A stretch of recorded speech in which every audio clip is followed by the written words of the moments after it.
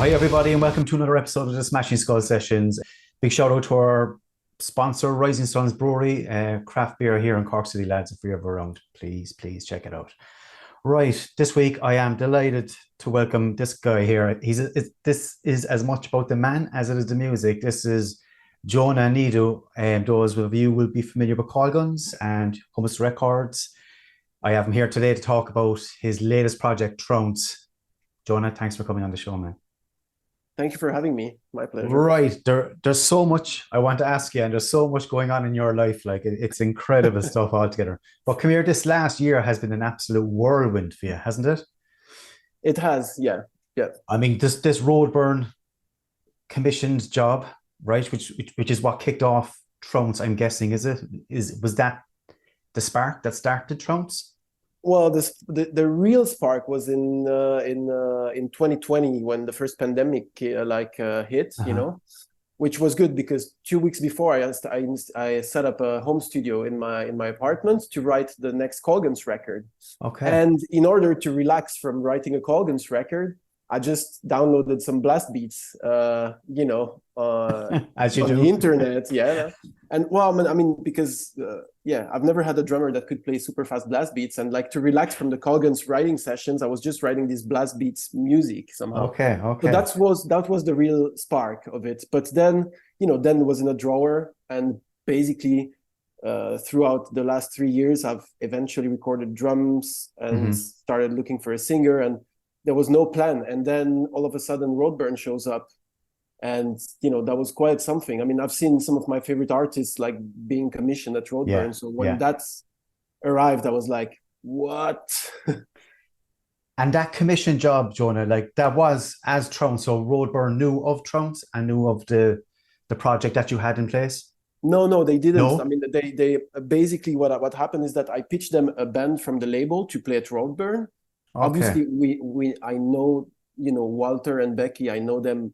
Don't know them that well, but I know who they are, and we talked already. And so I pitched them a band. I was like, I think this band from my label could fit, one of your stages. It's a band that hasn't played out of Switzerland. They've played maybe 10 shows, but they're great. I'm sure you're gonna like them. Yeah. And they came back to me saying like, well, that band is amazing. So not only we're gonna book them, but also we looked for information about your label, and it looked like you guys are doing something great in Switzerland, and we actually want to offer you a commission piece. Like, and not, they were like, usually it's one artist, but they were like, now we want you to, be the supervisor of things because you're the founder of the label, but we want it to be like a super group from people of the label, basically.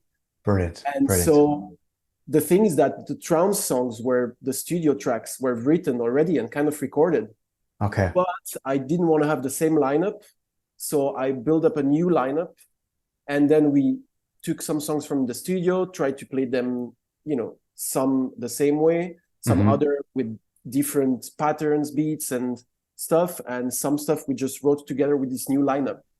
So that was quite a big thing, yeah. It just grew ridiculous size, isn't it? All of a sudden, just from one phone call with Roadburn. It's mad, like, how that happened. And when I got the phone call, I was like, they were like, well, are you interested? I know it's not, it was maybe October or November. And I was like, oh yeah, that's fine. But actually, I was already like my life was already like crazy with the label, and like, because I also do management for some of the bands that I release on the label. Yeah. I have Coilguns, which is the main thing I do in my life. And then back then I still had another band running, and I was like, I'm never going to have the time. But it was the only year that I could do this, because the next years I'm going to be busy with Coilguns. Okay. So I was like, in November, I was like, well, fair enough. Then if I want to do everything, this is going to give work to a few people around me and myself. It's going to settle some stuff for the rest of my career as well. Wow. And then I decided not to go out and have a social life for the next 6 months. So it's true. Like from January 1st to end of June, I went out once a month. Wow. Basically stopped drinking, stopped smoking, everything. And the good thing is that nothing has changed.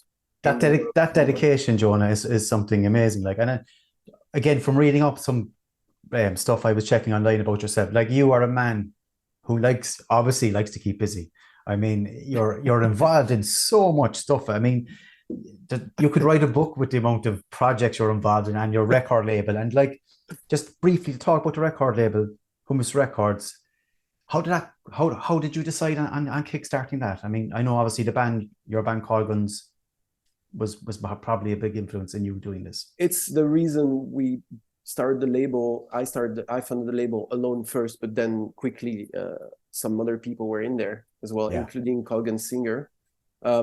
Basically what happened is that, so we were touring, like Luc and I from Coilguns, we were touring with The Ocean, German progressive metal band that you certainly know.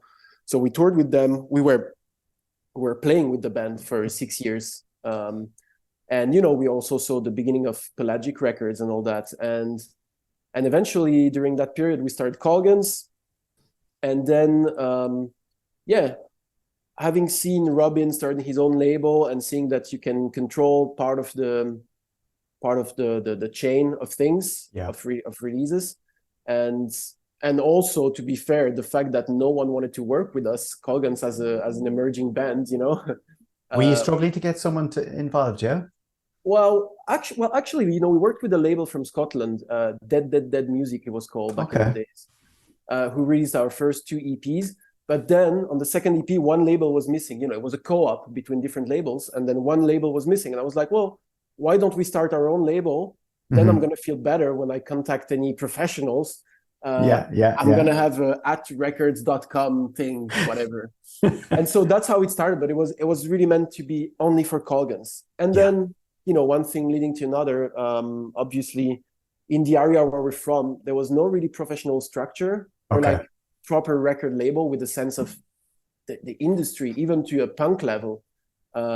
But really great bands, and people have, you know, money and resources here in Switzerland. So there were all these bands with like great records, and they saw what we did with Coilguns, and they were like, well, we have this record, do you want to put it out? And we're like, yes, we know how to do it, but we didn't know. But, you know, after 50 records, we knew better. After 100, we started knowing. And then now after 140, we definitely know what we do. Brilliant. Guess. And tell me, how big is it at the moment? How many bands are on your label? Do you know? I think we have about 70 bands. Wow. Not active. I think we're talking about maybe 20, 25, which is fair, like a fair amount already. It is. And we just opened 2 international acts as well. So we just signed 2 bands that are not from Switzerland, which is very new for us. Yeah. Great stuff. It's growing and growing. So, Jona, fingers crossed, man, it keeps going. Thank you very much. Brilliant. Now let's talk about Trounce, because that's why I want you on this show, because I've heard this album. Thankfully, I got a copy of it, and it's fucking incredible. Like, I think I read somewhere was said hybrid and epic, reckless rock with blast beats. Right, a great description if there was ever one. Like, I mean, this album has absolutely everything. Now, tell me, how did you get this group of musicians together? Obviously, I know your record label played a big part, but was there much persuasion needed to get the guys on board for Trounce?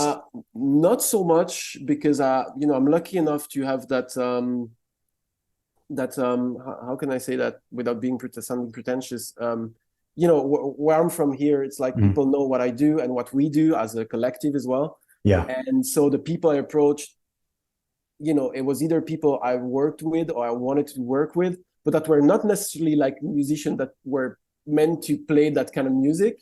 Okay. So they were feeling honored in some ways, and surprised, and they kind of like, you know, trusted me on whatever it was going to be. And that's a great feeling, because I called them, I was like, well, so they have this kind of extreme metal band, and you know, I have this record, but it's not playable live really with the people I want to have in the band. So we're going to have to replay everything. And, oh, actually, you're not a singer, but you need to sing. And you don't play synth, but you need to sing and play synth. And also you've played only 4 shows in your life, and your 5th show is going to be in front of 2,000 people at Roadburn. Cool. Do you want to do it?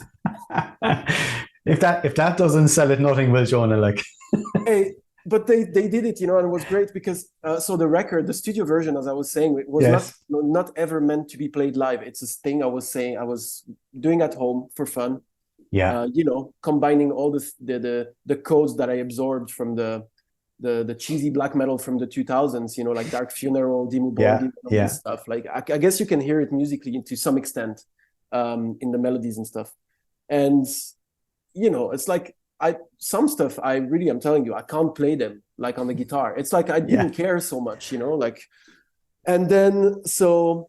But this whole thing was a challenge, wasn't it, for everybody involved? Like it was some, as you said, this wasn't their style of music, maybe from their day-to-day bands. Like, but this was something interesting, something new, like, wasn't it, for them? Yeah, and we didn't know what we were gonna do really, you know, because they had the record and they were like, "Well, okay," and I was like, "That's not gonna be that one."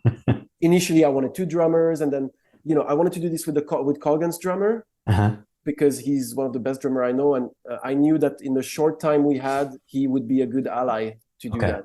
Yeah. But he's not a blast beat guy. Like he had to put back his double kick pedal thing for that that he stopped using with the Ocean back 10 years ago.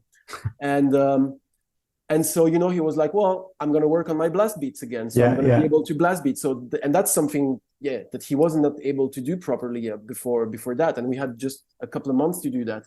Then Leah, you know, the synth player, she's in our inner circle for a while, but she's like 23. She's singing a bit, but she doesn't play synth, and she doesn't really play any metal or listen to any metal, and she hadn't played any shows and ever really. And now she's playing in this band. That's and incredible. She has to sing, and then we have Kruger back in the days. I don't know. No. That was a really good modern metal band from Switzerland. They toured with Gojira a lot and stuff. They really cool. A really cool band. Well, the singer is a friend of mine. He works for the label and he's 50 years old and he's the singer. So, you know, we have that 23 years old girl, that singer that hasn't sung in a band in 10 years. And then another friend that she's doing harsh noise and she doesn't know how to count bars, you know, and she's playing in the band. I was like, well, we're going to write songs and you're going to remember where you have to make noise. And that's it. And then you don't have to count. And so we build up a live set around the skills of everyone. And that's what you can hear on the live record. Basically. Brilliant. Well, do you know something now, Jonah? I'm going to give everybody a taste of some of this music because The Crippled Saint, which is the latest track that's just been released, I think it's only today it's been released. I'm going to give everybody a bit of a taste of this, lads. The Crippled Saint, the music will speak for itself.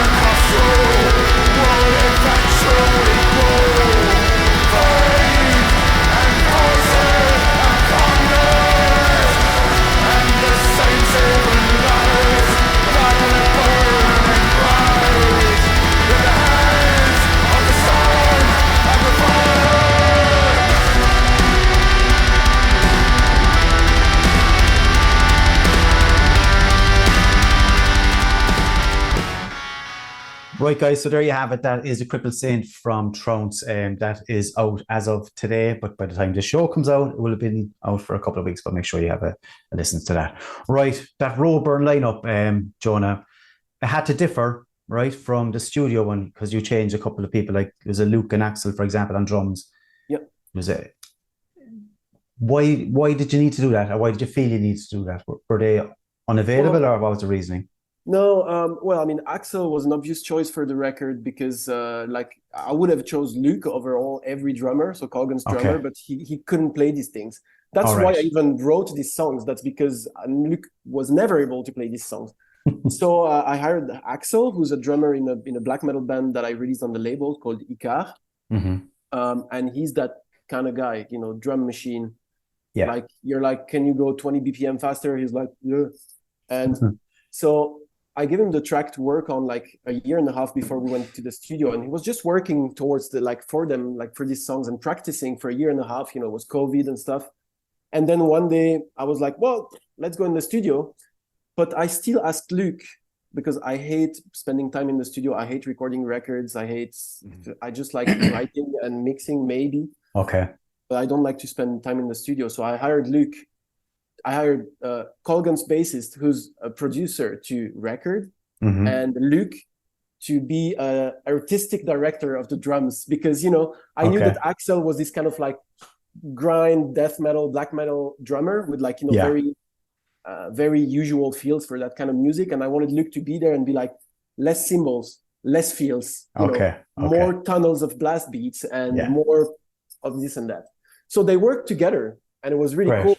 And for the live part, I just don't know Axel enough to be comfortable to do a commission piece, like create Okay. something from scratch, basically. Hmm. When with Luke, we've been doing this for over 10, 12 years together. So I knew with him, I had someone that could drive the project with Yeah. me. And that was necessary because, we had so many different profiles in the band that,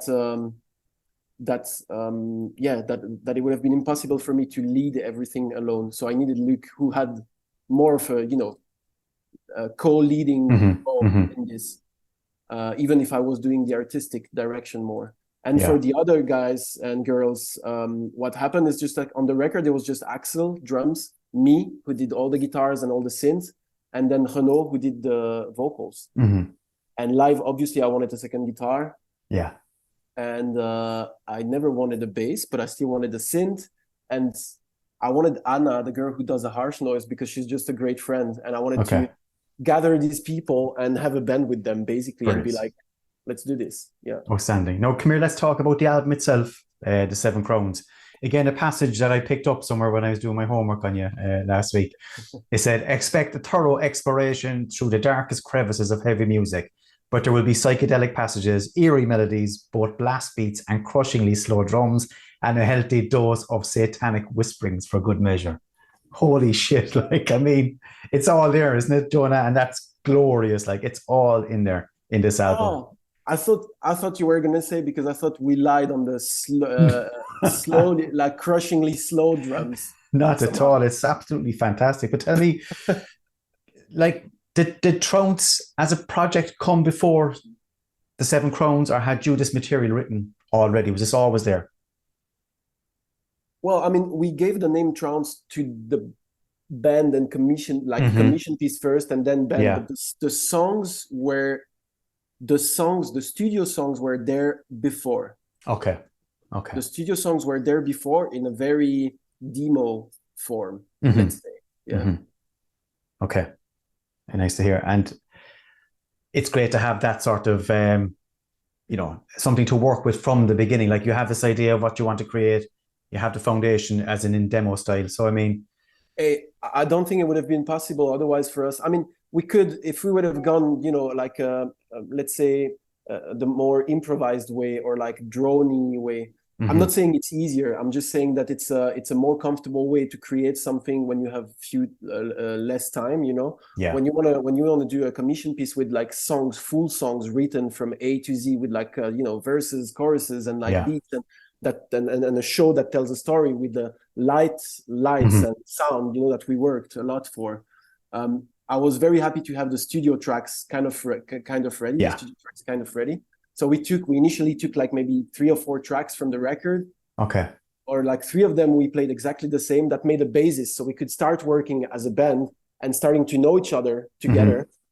And then we started like improvising and like creating a story, so to speak. Yes. So, but I also had in mind, from the moment I gathered these people, I knew that when I took Leah in, I wanted to have some kind of like eerie vocals. And I had this idea of a show starting with like a drone, very classic, you'll say, but also go in. I like a lot bands like Vardruna, for example, as well. And I wanted to have these kind of eerie vocals over a drone, you know, like Vardruna does. And I had these things, and I knew that I wanted Anna to do satanic whispers and this kind of things. So the description was not based on the studio tracks, but on the idea that I had of the live. And that's basically what I've put together in the end with these people. Yeah. Because there's so many layers here, Jonah, isn't there? Like, I mean, this is quite a technical album. Like, there's a lot of instruments, there's a lot of passages, as you mentioned, there's a lot of change in tempos, and you know, this wasn't an easy fucking thing to do. Like, I mean, it's an incredible achievement. This album, The Seven Crowns, really is. Like, when you think where it came from and how short a time frame you had to create it, like it's amazing. Thanks, man. Tell me your influences for this album. I read up that Dark Funeral's Diabolus Interium played its part, but was there other albums, other bands that were always in the back of your mind when you were recording this? No, mostly it was that one, and a little bit of Puritanical Euphoric Misanthropia from Dimmu Borgir as well. I never know how to pronounce the name of this band. You did a better job than me anyway. I'm not going to say it. You did it perfect. But mostly Dark Funeral. I don't know, like, I guess in the early 2000 or something, I had to understand I was already early 2000. Let's say 2004, I started being into heavy music. 2002, I started being into really heavy underground music. And then when I discovered this black metal scene or black metal thing, I didn't understand this music, you know. So I was working back then as a teenager. I was not working as a teenager. I was a teenager working at this time. And let's get that clear, sorry, that's stupid humor. For 3 months, I forced myself, because I didn't understand why the black metal current was like, the scene was so big. I didn't understand it. I was like, if it's big, it means there is something that I need to understand before deciding whether I like it or not. So I listened to black metal like 8 hours a day for 3 months. And from everything, you know, from Dark Funeral to Paysage d'Hiver or to Xashtur or this kind of stuff, or Immortal, everything from the classic. What stuck in my mind was Dark Funeral for some reason, because I think they had a very poppy edge to it, you know. Okay. And it's just like, it's absurdly, can you say absurdly? Yeah. Absurdly, yeah. Spot on. It's absurdly fast.